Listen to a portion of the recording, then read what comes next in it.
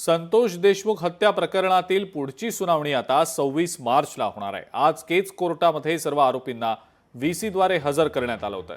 चार्जशीटच्या copy दिल्या गेल्या आहेत का याची आरोपींना विचारणा केली गेली।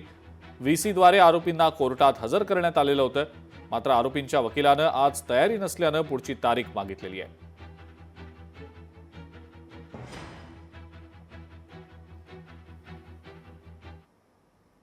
कोर्टामध्ये या कामाचं दोषारोपपत्र दाखल झालेलं आहे।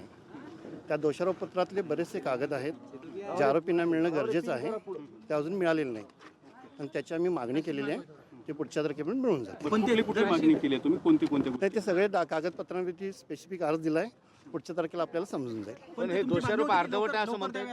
अर्धवट नाही, काही कागदपत्र नाही, काही कागदपत्र कोर्टाच्या मूळ फाईलमध्ये आहेत, ते आरोपींना उपलब्ध झालेले नाहीत। ते सोबत देणं गरजेचं होतं। नाही, ते काही म्हणजे जबाब असतात की जे कॉन्फिडेन्शियल असतात, ते मेहरबान कोर्टासमोरच ओपन होतं। हे रुटीन प्रॅक्टिस रुटीन प्रॅक्टिस। आरोपींना व्हीसीच्या द्वारे हजर करण्यात आलं। आरोपीच्या वकिलाने 3 अर्ज वेगवेगळे दिलेले आहेत।